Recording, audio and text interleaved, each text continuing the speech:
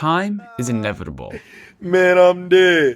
Every year, thousands of games are released into the world, with varying quality, but that's neither here nor there. In a sea of titles all competing for your attention, there's a fine line between what gets remembered and what gets lost in the crashing waves. And it's not just new games, even established franchises have to find ways to capture your attention, lest the creators get absorbed into making whatever this is. So that begs the question of how. How in an oversaturated market can a game become the apex predator? And there's only one answer. Evolution. That's right. I mean, look at the most celebrated games of all time. Every iconic title in some way pushed the envelope from what was previously thought possible. From the introduction of low poly 3D in Mario 64 to the vast open freedom of Breath of the Wild. The reason we remember these games is because of how they completely reinvented what was expected of the medium of gaming, pushing boundaries not just technologically speaking, but within their own respective genres. I mean, Halo didn't invent the shooter genre, or even the ideas of soldiers in space, but there's a reason it's Halo. And I'm not just talking about established games or franchises. Just recently, Dispatch by Ad Hoc Studios and Claire Obscure Expedition 33 are perfect examples of completely reinventing what it means to be a video game in modern day. Challenging traditions, fixing what's broken, and elevating what already works. These beloved games are the results of passionate developers who weren't scared or forced to hide their creativity, and given full access to make the daring jumps needed to achieve their visions. And that's what I want to look at today. I want to look at a bunch of games that either redefined gaming as a whole, or just their own respective franchises, and to answer how they were able to do so. It's Yokoi here, and welcome to the pond, because we're diving deep.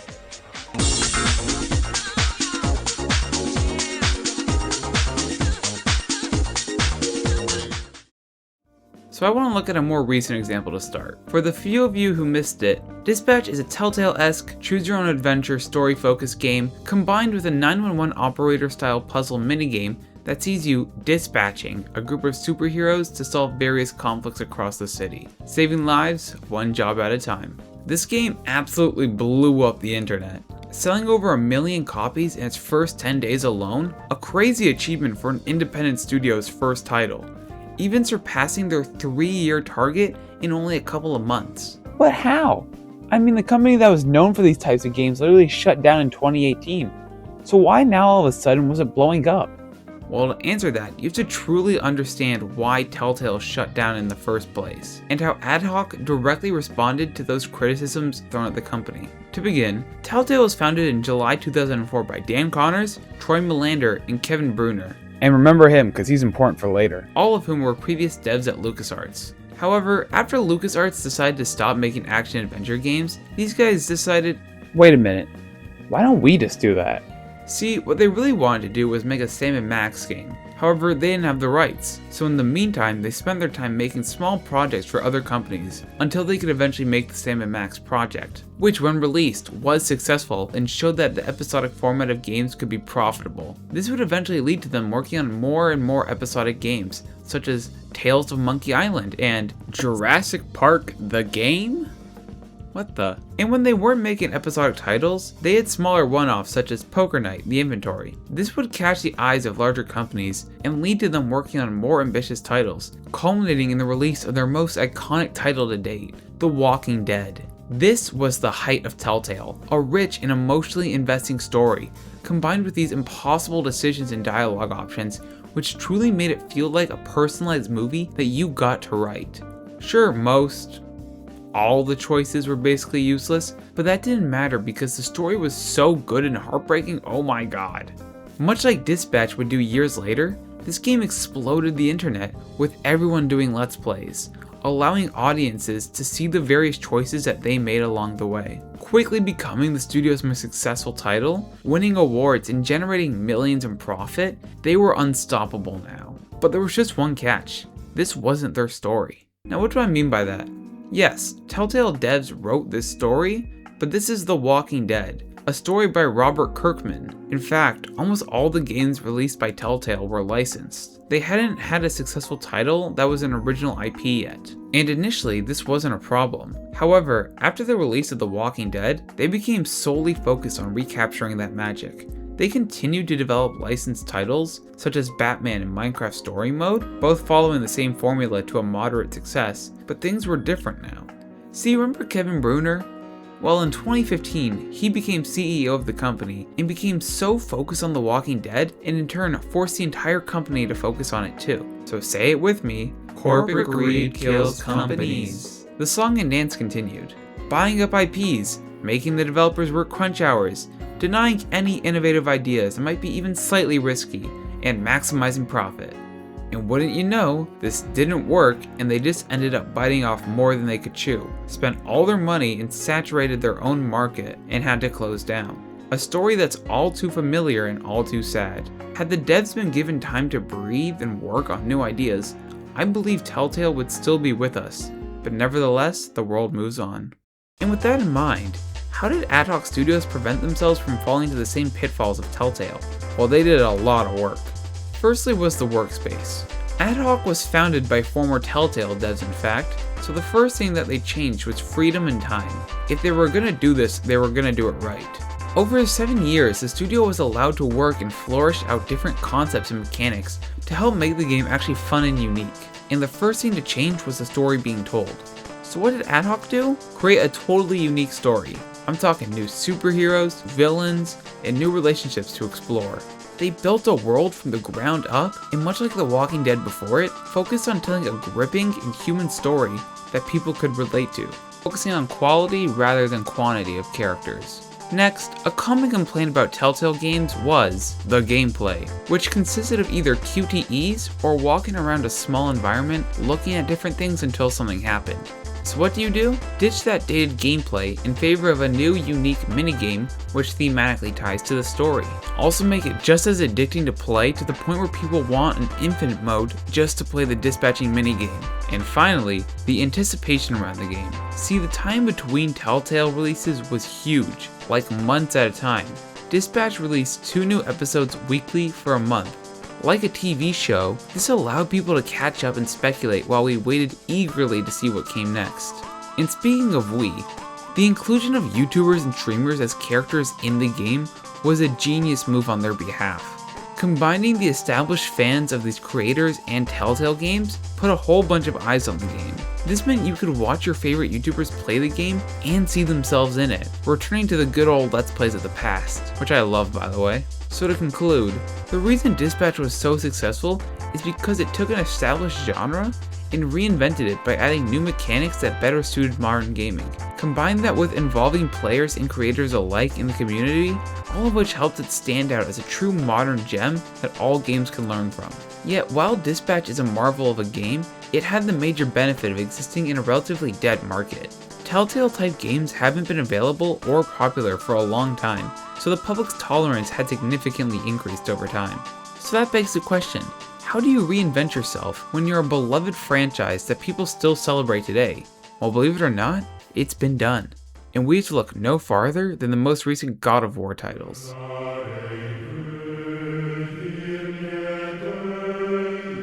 Kratos is a gaming icon.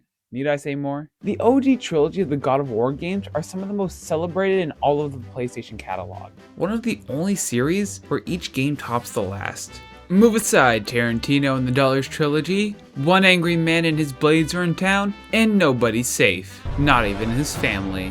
Praised for its combo-based combat, which sees you challenging the various gods of Greek mythology, tearing through their minions on your journey of anger and revenge, it's truly a hell yeah experience, through and through. Following Kratos as he fights his way through the world is the lifeblood of this series, and each game seeks to expand and further deepen this loop. From the first to the third, each game in the series grew larger and more violent. The graphics got better, there were more bosses, larger bosses, more enemies and weapons. It didn't seem possible, but Santa Monica kept finding new ways to elevate and improve what was already perfect, and their craftsmanship was heavily rewarded.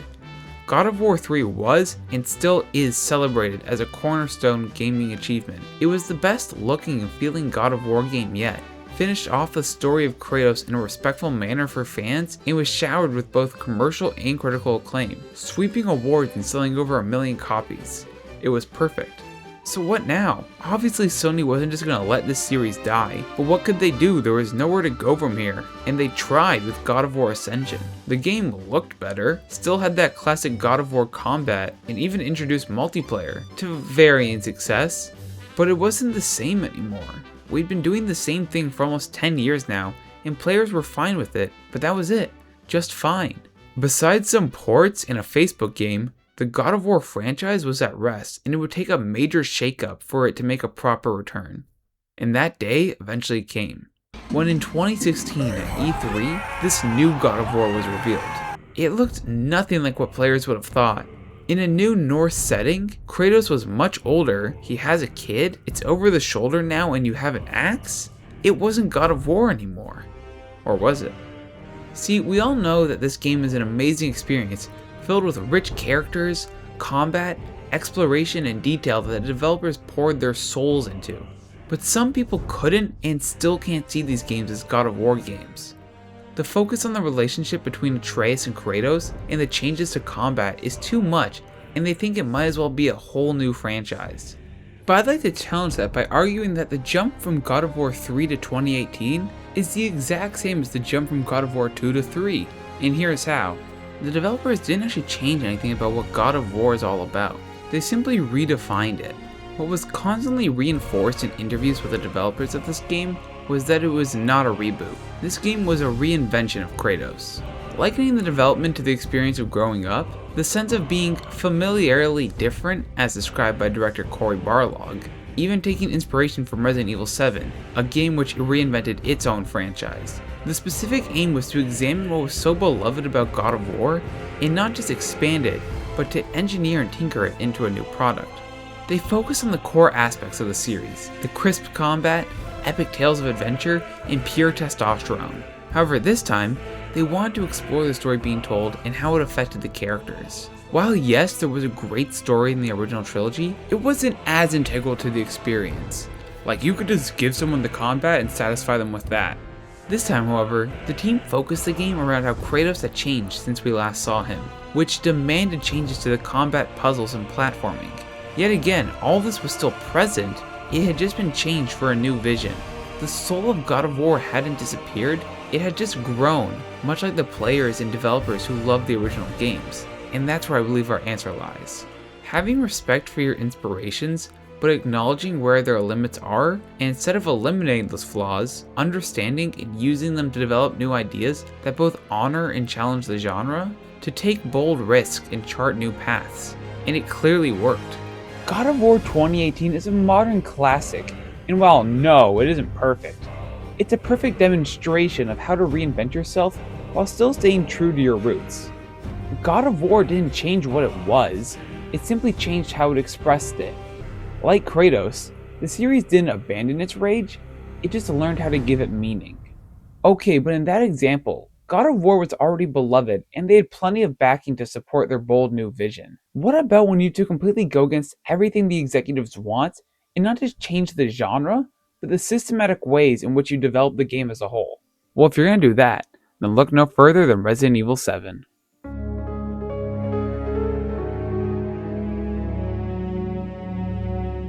Now once again, I really don't have to explain this one to you, as many have done so in extreme detail, so I'll keep things relatively simple. The Resident Evil games started off being inspired by zombie movies, and were so successful that they are credited with not only reviving the genre, but have even been turned into films themselves. The first 3 games all use the film influence heavily, from the mansion of the first game, which is reminiscent of The Shining, to the chaotic streets of the third, where an uncontrollable beast hunts you like the Terminator. The Resident Evil games were horror experiences through and through, from the world, audio, enemy, and gameplay, which were all designed to foster an environment of fear within the player, despite how good the story was. What is this? Stop it! Don't open that door! Expressed through the limited inventory system, fixed cameras, and ghoulish design of zombies that got so obtuse to the point where it's hard to believe they were once human.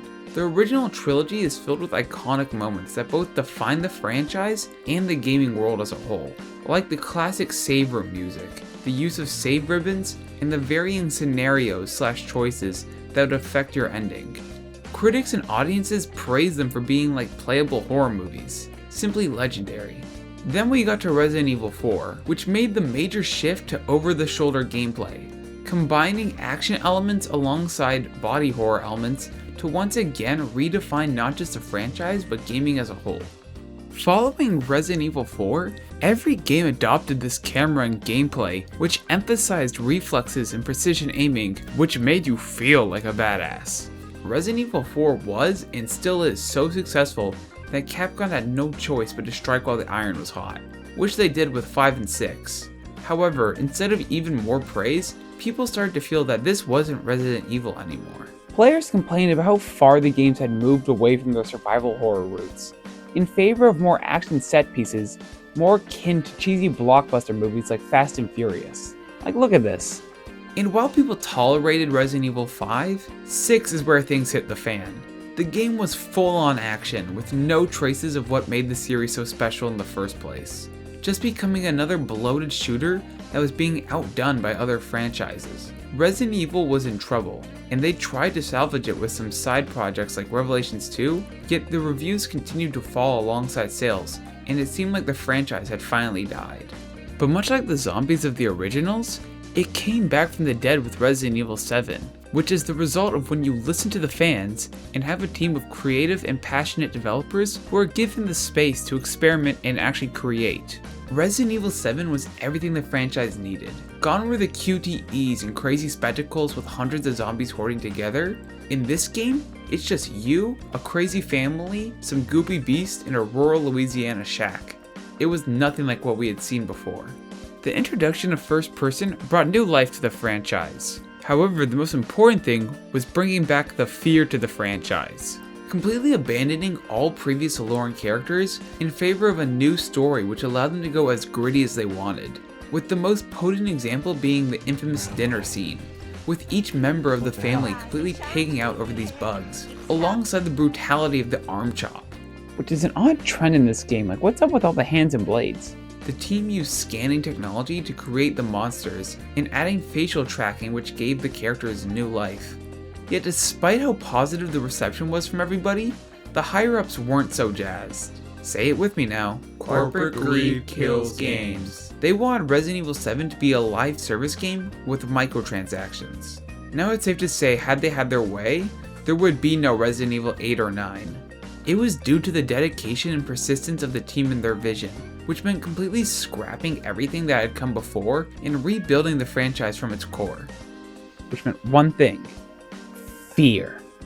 And that's exactly what they accomplished here, and the rest is history. I think you might be noticing a trend here, but before you make any conclusions, I want to contrast how this process can also fail. But to do that, you need to understand Doom and Wolfenstein.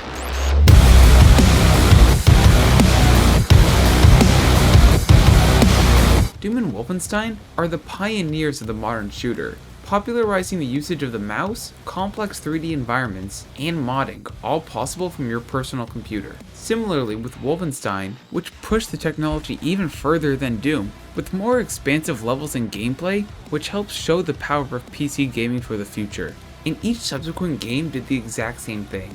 From Doom 2 to 64, id Software kept doing what worked: more demons, better gameplay and mechanics, and they kept pushing the graphics as far as they could, which worked for a long time. Yeah, the games were still good, but the jumps between each game in the franchise shrunk between releases. Doom and Wolfenstein had to do something new, which they tried. Doom 3 is a weird game, not because it's a terrible game, but because it's a terrible Doom game. Inversely to Resident Evil, the franchise made the jump to survival horror, which was a bold choice, and not an entirely bad one.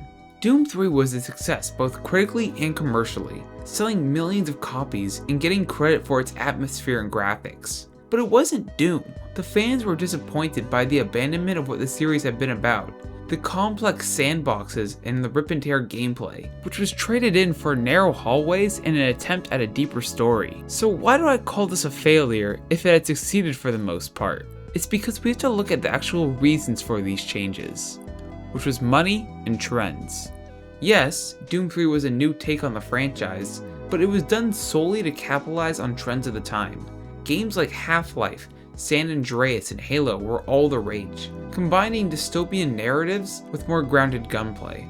The decision to tone down the craziness wasn't done because it's what the series needed, it's because it's what the franchise thought it should do. And the same goes for Wolfenstein, which had devolved into these weird multiplayer games and was slowly becoming a COD clone. It was an unsustainable model of game development, and we've seen this play out before with the infamous Duke Nukem Forever, which completely killed that franchise for good. Constant delays, shifting management, and misdirection which resulted in a husk of what gamers were originally promised. Now, while it's a bit of an extreme example, these games were heading in that direction, and to save them required vision, which luckily came.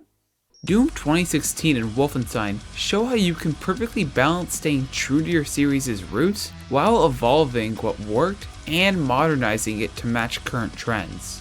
Doom 2016 reintroduced the ripping and tearing in a whole new engine, giving gunplay and the demons a whole makeover, which allowed a whole new audience to get into the franchise, while introducing mechanics such as platforming and puzzles, but most importantly, the glory kills, which brought back the brutality of the OGs, while still giving players new things to enjoy in a Doom format.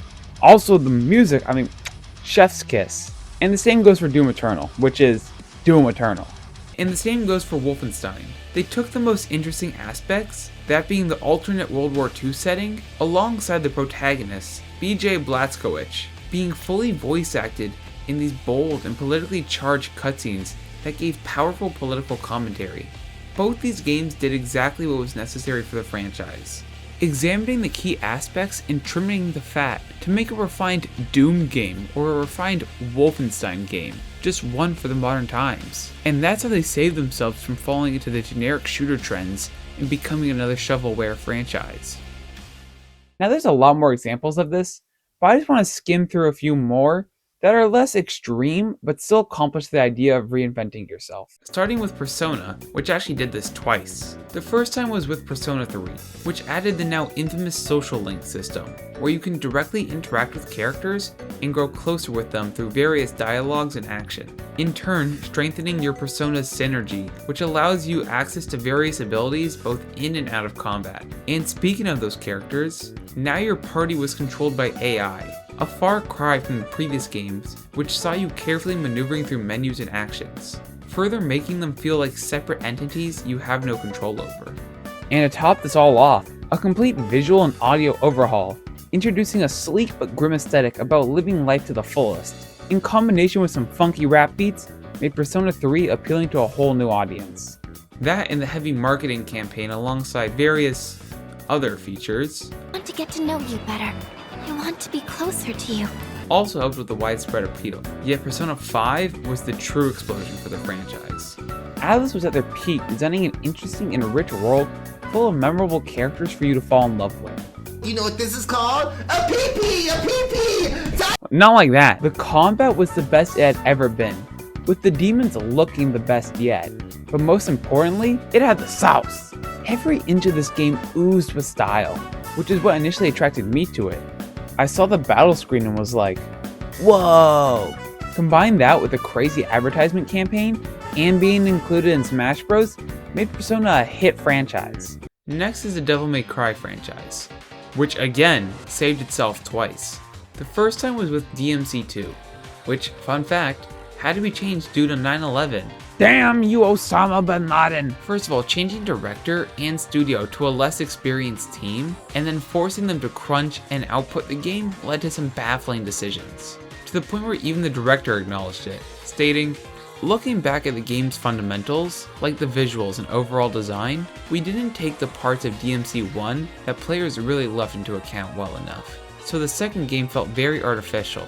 I think our attitude was a little too much, we're gonna make it how we want to." There wasn't enough recognition that 2 was only happening because of the success of 1, and that much is evident.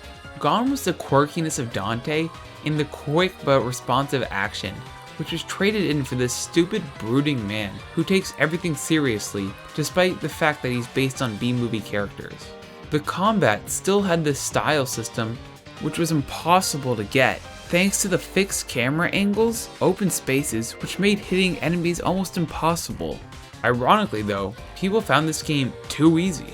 In comparison to the first game, this was the equivalent of a drunk guy scribbling on a napkin trying to remember what Devil May Cry was like. So when 3 was in development, they had to get their act together, which they did. The character writing came back in full swing, with the fun and goofy yet serious characters of Dante and Virgil. The gameplay was completely rehauled, getting rid of the fixed cameras in turn for a new redefined perspective, which helped reduce screen clutter. In combination with the various combat styles, which gave players reasons to swap up the gameplay themselves and experiment. All of which signified a return to form. For now. Because you would have thought they learned their lesson, but they did the exact same thing with DMC Devil May Cry. Completely changing everything about the franchise people liked to make it appeal to trends. Yet again, however, they managed to save themselves with 5, which tried to undo all the damage of DMC by presenting a refined combat system, which helped save Dante and his friends from cancellation once again. Next is Yakuza 0, which is an anomaly in that sense. Yakuza had been a pretty niche franchise for a long time, being so inspired by Japanese culture that it was sorta inaccessible to most audiences outside the country. Yet with Yakuza 0, this was a clean slate. You didn't need any knowledge of the previous lore to enjoy its story. Along with the fact that this was the best combat the franchise had seen yet, fun minigames like the cabaret and karaoke made it much more accessible to the West. And shit, nowadays you can pick it up for like $2 on sale, so it was also cheap. But what was so unique about the game was its ability to toe the line of silliness and serious, making it absolutely ripe for memes. And we all know how that went.